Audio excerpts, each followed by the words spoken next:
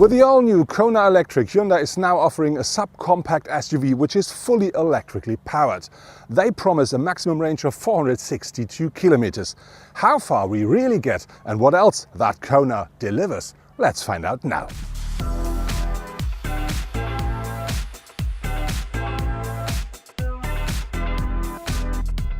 There are two different battery sizes available for the Kona Electric. There's the so-called long-range version, which offers 64 kilowatt hours and a promised range of maximum 482 kilometers. And the smaller version, which then comes with 39.2 kilowatt hours, should offer a maximum range of 312 kilometers. But very important is the size of the battery does not only affect the maximum range of the car.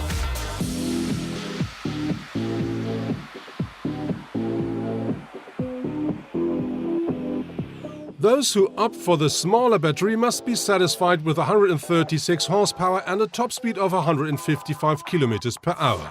The more powerful version offers 204 horsepower and a maximum of 167 km per hour. Our Kona Electric offers 204 horsepower or 150 kilowatts, and this is combined with a maximum torque of 395 Newton meters. And with this, the car got a top speed of 167 kilometers per hour and it accelerates from 0 to 100 in only 6.7 seconds. But the more interesting thing is we do have three different drive modes on board, which are called Eco, Comfort and Sport. And if you use Sport with that car, that really is a game changer. If you, just like I do now, change into it, and you then push the pedal to the metal with a speed of 50, which we are now at the moment, this is what's going to happen. So it's not only the acceleration, it's also that the front wheels start spinning. So I can tell you, such a small SUV with 204 horsepower, electrical power on the front wheels is really something special. Due to the battery, electric vehicles are generally heavier than classic cars. At the Kona we talk about, depending on the equipment, over 1,769 to 1,818 kilograms. This is about 500 kilograms more than the normal Kona. And of course you notice that while driving. Although our Kona is fast thanks to its 204 horsepower. But it is rolling a bit more and you feel the weight on the brakes. The Kona Electric features almost the completely same design language as the standard Kona, and this is the reason why we do find here as well these very sharply designed headlamps in full LED technology with the above mounted daytime running lights. But there are some real differences regarding to the standard Kona as well. For instance, that car featuring a completely new front bumper with a redesigned air intake. But I think the most obvious difference is the closed grille, and that not only is improving the aerodynamics of the car, it's also the place where you can put your cable when you need to charge your Kona. At a corresponding fast charging station, the Kona Electric can be charged up to 80% in less than 1 hour. Similar charging times are created by the competitor Volkswagen e-Golf or Nissan Leaf. However, it takes much longer to load at a local wallbox. The Kona with a 64 kilowatt-hour battery takes 9.5 hours. The Golf's 35.8 kilowatt-hour battery needs around 5.5 hours. And the 40 kilowatt-hours battery of the Leaf takes 8.5 hours to be fully charged. What you can see perfectly here from the side are the modified air intakes at the front, which are optimizing the airflow into the front wheel arches. By the way, the Kona Electric comes as standard on 17-inch alloys, which are having a positive effect onto the drag coefficient of the car as well. Looking at the whole car, it takes all the design elements of the standard Kona, but very important, with 4 meters 18, that car is 15 mil longer than the standard Kona, and by the way, 20 mil higher. If you look at the rest, you will find all the standard design elements of the standard Kona, but the silver blade here is especially and only available for the Kona Electric. You can order that car in 7 different colors and 3 different roof colors, which are always matching the rear view mirror color. But very important, the white roof you can only order when you buy a Kona Electric.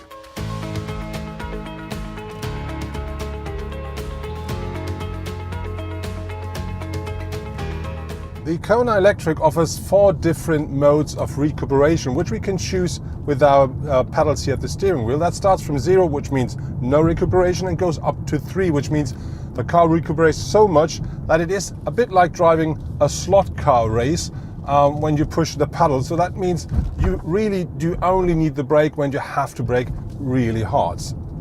The 204 horsepower combined with the sports mode of the Kona Electric really creates a very nice package. And the good news is the steering as well as the suspension works absolutely great together with that amount of power. And so you can really have some extra fun with this tiny little SUV if you're gonna push it a bit more hard.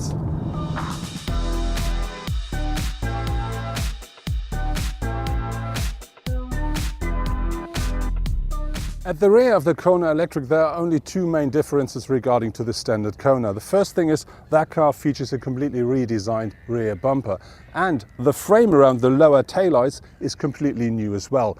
But now let's have a closer look into the boot. With the rear seats up, the Kona Electric offers 322 litres of maximum boot capacity. If you fold down the rear bench, then that increases up to 1,114 litres. The space the Kona Electric offers, I think, is absolutely sufficient. Me as a tall person, I do sit quite comfortably here at the front, and there's still some headroom left. Of course, behind me it's a bit tight. But if a standard person would take place here at the front seat, I think another one should easily fit behind. How tight it really is inside here when I sit at the front, we've tried that before we started our trip.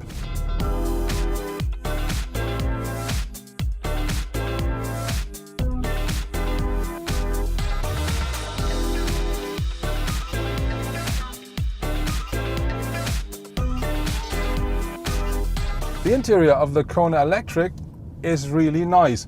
Of course, we do have some plastic like here and there, but very important is that plastic looks really nice. And so you don't hear any noises of anything is moving inside, so everything is the way it should be. Regarding to what the car offers is, we do have a 7-inch screen here at the cockpit, and we do have an up to 8-inch screen here at the center console. And with that together, you really control the whole car. And both of them are very nicely made, and on top of it you can have, if you want, a head-up display as well. Something that makes the interior of the Kona Electric different to the standard Kona is for sure the center console, because we do have, of course, cup holders in here, but we also have the drive-by-wire system, which offers you 3 buttons, which is D for drive, R for reverse, and P for parking. The Kona Electric is certainly not a bargain with its base price of just under 35,000 euros. The e-Golf costs from 35,900 euros, the Nissan Leaf from just under 32,000 euros. And an Opel Ampera starts at over 40,000 euros. Hyundai says the Kona Electric should take 14.3 kilowatts per 100 kilometer driven. During our test drive on the motorways and into the countryside around of Oslo, we only used 13.5 in average, but we have to be fair, we only drove about 80 to 100 kilometers per hour. But still, we are beneath the figure that Hyundai is promising.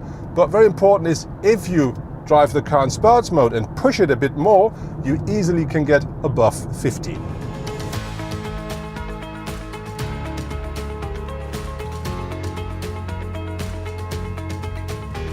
That was my first test drive with the brand new Kona Electric. What I like a lot with the car is that it looks so much like the standard Kona, so we still have this unique design and shape of the car. What I don't like so much is what they did to the grille, because I think that design now is a bit boring. Regarding to the interior space, I have to tell you, there is more than enough even for tall people like me at the front seats, but when you want to sit behind me, that's a bit tight, but that's standard for such a small car. What is very interesting is that we only use 13.5 kilowatts per 100 kilometer driven, and that's even less than what Hyundai promised. And I have to tell you, it's an absolutely pleasure to drive such a powerful car with 204 electric horsepowers here around the city of Oslo.